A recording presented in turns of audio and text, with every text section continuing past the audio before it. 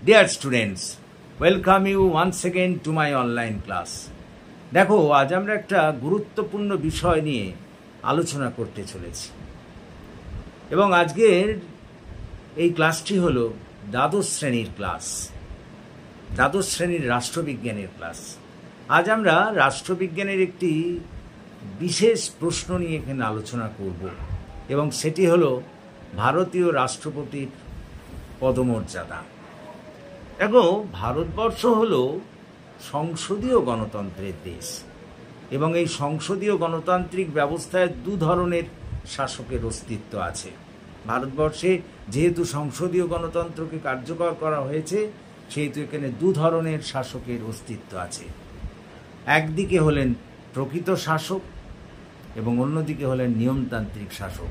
ভারতবর্ষে প্রকৃত শাসকের ভূমিকা পালন করেন প্রধানমন্ত্রী এবং নিয়মতান্ত্রিক শাসকের ভূমিকা পালন করেন অবশ্যই রাষ্ট্রপতি। স্বাভাবিকভাবে নিয়মতান্ত্রিক শাসক হিসেবে ভারতবর্ষে রাষ্ট্রপতি ভূমিকা পালন করায় তার ক্ষমতার বেশিরভাগ ক্ষেত্রেই নিয়মতান্ত্রিক, কিন্তু ভারতীয় রাষ্ট্রপতির ক্ষমতাগুলি যদি পর্যালোচনা করা যায় তাহলে দেখা যাবে যে কিছু কিছু ক্ষেত্রে তার ক্ষমতা কিন্তু প্রকৃত শাসকের মতোই ক্ষমতা এবং সেই কারণেই ভারতবর্ষের রাষ্ট্রপতির পদমর্যাদাকে কেন্দ্র করে দুটি ভিন্ন মতের আবির্ভাব ঘটেছে। একদল ভারতীয় রাষ্ট্রপতিকে প্রকৃত ক্ষমতা পদমর্যাদার অধিকারী বলেন, আবার আরেক দল মনে করেন যে তার কোনো ক্ষমতাই নেই, তিনি হলেন এখানে নিয়মতান্ত্রিক শাসক। স্বাভাবিকভাবেই এই দুটি দলই বা দুটি সম্প্রদায়ই নিজ নিজ বক্তব্যের পক্ষে যুক্তি দেখান। প্যারাগ্রাফ। এ বিষয়ে আমরা প্রথমেই যারা ভারতবর্ষের রাষ্ট্রপতিকে প্রকৃত ক্ষমতা পদমর্যাদার অধিকারী বলে মনে করেন তারা যেসব যুক্তি দেখান সেগুলিকে আমরা বিশ্লেষণ করব।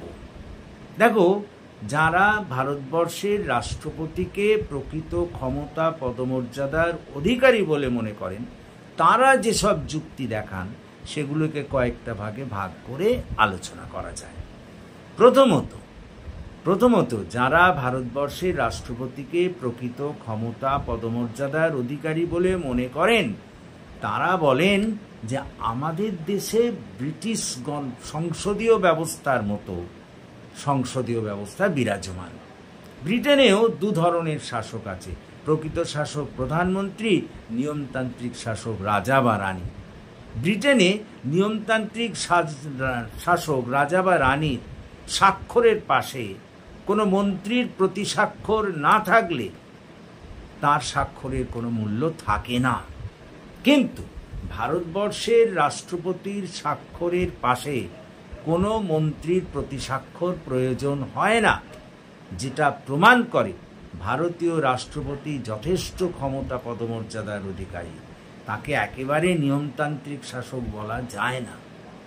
দ্বিতীয়ত, এই মতবাদের প্রবক্তারা অর্থাৎ যারা তাকে প্রকৃত ক্ষমতা পদমর্যাদার অধিকারী বলে মনে করেন তারা ভারতবর্ষের রাষ্ট্রপতির বিচার বিভাগীয় ক্ষমতার কথা বলেন। ভারতীয় সংবিধানে রাষ্ট্রপতির বিচার বিভাগীয় ক্ষমতার কথা বলতে গিয়ে বলা হয়েছে যে ভারতীয় রাষ্ট্রপতি যেসব আসামি ফাঁসির সাজা ভোগ করতে চলেছেন, অর্থাৎ যাদের ফাঁসির আদেশ হয়ে গিয়েছে, সেই সব আসামিকেও তিনি বেকসুর মুক্তি দিতে পারেন। এজন্য ভারতীয় রাষ্ট্রপতিকে কারো কাছে কোনো কৈফিয়ত দিতে হয় না। অর্থাৎ ফাঁসির দণ্ডাজ্ঞাপ্রাপ্ত আসামিকে ভারতীয় রাষ্ট্রপতি বেকসুর মুক্ত করে দিতে পারেন, যেটা প্রধানমন্ত্রীরও এই ধরনের ক্ষমতা নেই। তো এটা নিঃসন্দেহে প্রমাণ করে যে ভারতবর্ষের রাষ্ট্রপতি অবশ্যই প্রকৃত ক্ষমতা পদমর্যাদার অধিকারী। কথাটা বোঝার চেষ্টা করো। তৃতীয়ত, এই মতবাদের প্রবক্তারা তার জরুরি অবস্থা সংক্রান্ত ক্ষমতার বলেন। ভারতবর্ষের রাষ্ট্রপতি 3 ধরনের জরুরি অবস্থা যুক্ত ক্ষমতা ভোগ করেন, তোমরা সবাই জানো। জাতীয় জরুরি অবস্থা, রাজ্যওয়ারি জরুরি অবস্থা এবং অর্থনৈতিক জরুরি অবস্থা। এবং এই প্রতিটি ক্ষেত্রেই এই যে 3টি জরুরি অবস্থার ক্ষেত্র, সেক্ষেত্রে কিন্তু রাষ্ট্রপতি বিশেষ ক্ষমতার অধিকারী হয়ে ওঠেন। বিশেষত জাতীয় জরুরি অবস্থা এবং রাজ্যওয়ারি জরুরি অবস্থার ক্ষেত্রে তো বটেই। জাতীয় জরুরি অবস্থার ক্ষেত্রে তিনি সারা দেশ জুড়ে একটা বিরাট পদমর্যাদা ভোগ করেন জাতীয় জরুরি অবস্থার সময়। একইভাবে রাজ্যওয়ারি জরুরি অবস্থার ক্ষেত্রে তিনি যে কোনো রাজ্যে নির্বাচিত সরকারকেও বরখাস্ত করে দিয়ে নিজের শাসনকে চাপিয়ে দিতে পারেন। একইভাবে অর্থনৈতিক জরুরি অবস্থার ক্ষেত্রেও ভারতীয় রাষ্ট্রপতি যথেষ্ট ক্ষমতা পদমর্যাদা ভোগ করেন, যা ব্রিটিশ রাজা বা রানীর নেই। এক্ষেত্রেও বলা যায় যে ভারতবর্ষের রাষ্ট্রপতি যথেষ্ট পদমর্যাদার অধিকারী। চতুর্থত, আমরা ভারতীয় রাষ্ট্রপতির পদমর্যাদার পক্ষে এই প্রবক্তারা যেসব যুক্তি দেখিয়েছেন তার উল্লেখ করতে গিয়ে বলতে পারি যে ভারতীয়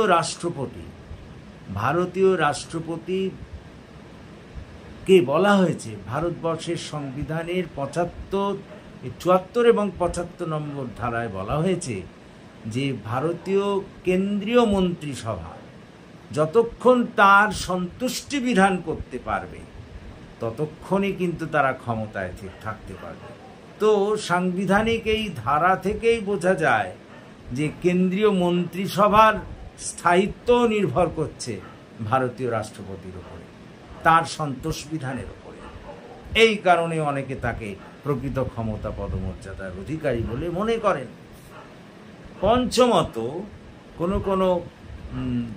প্রবক্তা যারা তাকে প্রকৃত ক্ষমতা পদমর্যাদার অধিকারী বলে মনে করেন, তারা বলেন যে ভারতীয় রাষ্ট্রপতি ইচ্ছে করলেই প্রধানমন্ত্রীকে তার মন্ত্রিসভার কার্য বিবরণী বা যে মন্ত্রিসভার যে কাজ সেই সম্পর্কে প্রশ্ন করতে পারেন, কৈফিয়ত তলব করতে পারেন। তো এক্ষেত্রেও ভারতীয় রাষ্ট্রপতির ক্ষমতা পদমর্যাদা অবশ্যই যে অনেক বেশি তা প্রমাণিত হয়। সুতরাং এইভাবেই যারা তাকে বেশি ক্ষমতা পদমর্যাদার অধিকারী বলে মনে করেন এবং বোঝাতে চান যে তিনি একেবারে নিয়মতান্ত্রিক শাসক নয়, তারা এইভাবেই বিষয়টাকে তুলে ধরেন। প্যারাগ্রাফ। এরপর আসছি আমরা যারা তাকে মনে করেন যে তার কোনো ক্ষমতা নেই, তিনি নিয়মতান্ত্রিক শাসক। তারাও কিছু যুক্তি দেখিয়েছেন। যারা ভারতীয় রাষ্ট্রপতিকে নিয়মতান্ত্রিক শাসক বলে অভিহিত করেন তারাও নিজেদের বক্তব্যের পশ্চাতে কিছু যুক্তি দেখিয়েছেন। তাদের যুক্তিগুলিকেও আমরা কয়েকটি ভাগে ভাগ করে আলোচনা করতে পারি। প্যারাগ্রাফ। প্রথমত, এই মতবাদের প্রবক্তারা বলেন ভারতবর্ষ হলো গণতান্ত্রিক কাঠামোর দেশ। গণতান্ত্রিক ব্যবস্থায় তাকেই প্রকৃত শাসক বলা যায় যিনি জনগণ দ্বারা প্রত্যক্ষভাবে নির্বাচিত হন। কিন্তু ভারতীয় রাষ্ট্রপতি তো প্রত্যক্ষভাবে জনগণ দ্বারা নির্বাচিত হন না, সেই জন্য তারা ভারতীয় রাষ্ট্রপতিকে প্রকৃত ক্ষমতা পদমর্যাদার অধিকারী বলেন না। দ্বিতীয়ত, এই মতবাদের প্রবক্তারা বলেন যে ভারতীয় সংবিধানের 74 এবং 75 নম্বর ধারায় যে কথা বলা হয়েছে সেটি দ্ব্যর্থ, মানে তার দুটো অর্থ। বাহ্যিক দিক দিয়ে মনে হবে যে বোধহয় মন্ত্রিসভা তার ওপরেই নির্ভর করছে, মন্ত্রিসভার অস্তিত্ব রাষ্ট্রপতির উপর নির্ভর করছে, কিন্তু আসল কথা তা নয়। আসল কথা হলো মন্ত্রিসভার নির্দেশেই তিনি পরিচালিত হন, অর্থাৎ রাষ্ট্রপতির হাতে প্রকৃত ক্ষমতা পদমর্যাদা নেই, আছে প্রধানমন্ত্রীর হাতে। তৃতীয়ত, এই মতবাদের প্রবক্তারা অর্থাৎ যারা তাকে নিয়মতান্ত্রিক শাসক বলে অভিহিত করেন তারা সুপ্রিম কোর্টের বিভিন্ন ধরনের ঐতিহাসিক মামলার কথা তুলে ধরেন যেখানে রাষ্ট্রপতির ক্ষমতা পদমর্যাদার বিষয়টি এসে গিয়েছিল। এ বিষয়ে তারা পশ্চিমবঙ্গ বনাম বেলা মুখার্জি, কথাটা বোঝার চেষ্টা করো, কিংবা পাঞ্জাব বনাম গোলকনাথ মামলা, এই সব মামলাগুলির ঐতিহাসিক রায়, সুপ্রিম কোর্টের ঐতিহাসিক রায় তুলে ধরে বলেন যে সুপ্রিম কোর্টও স্বীকার করে নিয়েছে ভারতীয় শাসন ব্যবস্থায় প্রধানমন্ত্রী হলেন প্রকৃত শাসক, প্রকৃত ক্ষমতা পদমর্যাদার অধিকারী, আর রাষ্ট্রপতি হচ্ছেন নিয়মতান্ত্রিক শাসক, তার বিশেষ কোনো ক্ষমতা পদমর্যাদা নেই। চতুর্থত, এই ভারতবর্ষের রাষ্ট্রপতিকে যারা নিয়মতান্ত্রিক শাসক বলে অভিহিত করেন, তারা বলেন যে ভারতবর্ষের রাষ্ট্রপতি যে জরুরি অবস্থা সংক্রান্ত ক্ষমতা ভোগ করে থাকেন, সেক্ষেত্রেও রাষ্ট্রপতির বিশেষ কিছু করণীয় নেই, কারণ মন্ত্রিসভা লিখিতভাবে অনুরোধ করলে তবেই তিনি জরুরি অবস্থা ঘোষণা করতে পারেন, তাছাড়া নয়। একইভাবে কোনো দেশের সঙ্গে যুদ্ধ ঘোষণা করার ক্ষেত্রেও মন্ত্রিসভার লিখিত নির্দেশ গেলেই তবেই তিনি যুদ্ধ ঘোষণা করতে পারেন। এই কারণে তারা বলেন যে রাষ্ট্রপতির প্রকৃত ক্ষমতা পদমর্যাদার অধিকারী এখানে নয়, আসল ক্ষমতা পদমর্যাদা আছে প্রধানমন্ত্রীর হাতে। পঞ্চমত, এ বিষয়ে একদা জওহরলাল নেহেরু, অর্থাৎ আমাদের সংবিধানের রূপকার জওহরলাল নেহেরুকে প্রশ্ন করা হয়েছিল যে তিনি কি মনে করেন ভারতীয় রাষ্ট্রপতির পদমর্যাদা সম্পর্কে। তো জওহরলাল নেহেরু সেই প্রশ্নের উত্তর দিতে গিয়ে বলেছিলেন, we have given him honours but not powers. অর্থাৎ জওহরলাল নেহেরু বলতে চেয়েছিলেন আমরা তাকে সম্মান দিয়েছি, কিন্তু কোনো প্রকৃত ক্ষমতা তাকে দেওয়া হয়নি। অর্থাৎ ভারতীয় সংবিধান অনুযায়ী ভারতীয় রাষ্ট্রপতি সম্মানের বা মর্যাদার তাকে ঠাঁই করে দেওয়া হয়েছে, অবশ্যই মর্যাদা দেওয়া হয়েছে, কিন্তু প্রকৃত শাসন ক্ষমতা তার হাতে দেওয়া হয়নি।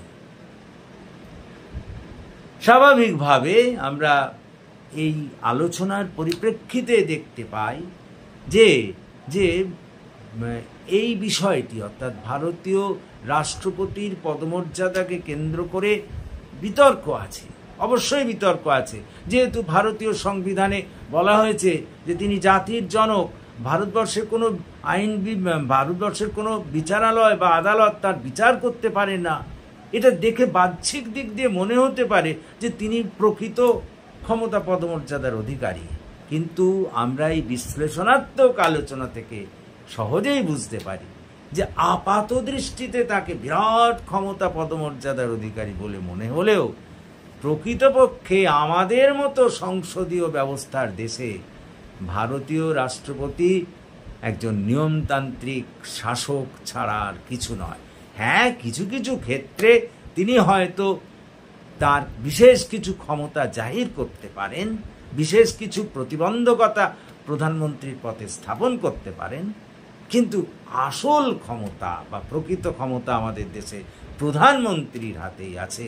প্রকৃত পদমর্যাদা আমাদের দেশে প্রধানমন্ত্রী ভোগ করেন, ভারতবর্ষের রাষ্ট্রপতি কেবলমাত্র নিয়মতান্ত্রিক ক্ষমতা পদমর্যাদা ভোগ করেন। তবে ব্রিটিশ রাজা বা রানীর মতো অতটা ক্ষমতাহীন তিনি নন, আবার মার্কিন রাষ্ট্রপতির মতো তিনি বিশাল ক্ষমতার পদমর্যাদার অধিকারী নন। ভারতের রাষ্ট্রপতির অবস্থা এই দুয়ের মধ্যবর্তী স্থানে, অর্থাৎ তিনি ব্রিটিশ রাজা বা রানীর মতো একেবারে ক্ষমতাহীনও নন, আবার মার্কিন রাষ্ট্রপতির মতো বিরাট ক্ষমতার অধিকারীও নন। তার অবস্থান এই দুয়ের মধ্যবর্তী স্থানে। That's all. আশা করি তোমরা বুঝতে পেরেছ। এইভাবেই কিন্তু ভারতবর্ষের রাষ্ট্রপতির পদমর্যাদাকে লিখতে হবে। তো যদি তোমরা বুঝতে পারো তাহলে প্লিজ এই ক্লাসের কথা তোমাদের বন্ধু বান্ধবদের মধ্যে শেয়ার করো এবং তাদেরও এই ক্লাসে যোগদান করতে বলো। এবং তোমরা যারা আমার এই চ্যানেলকে এখনও সাবস্ক্রাইব করোনি, প্লিজ সাবস্ক্রাইব মাই চ্যানেল। আমাকে এগিয়ে আসতে সাহায্য করো যাতে আমি তোমাদের আরও বেশি করে কাজে লাগতে পারি। So that's all for this day. Thank you for watching and listening. So good night to all of you.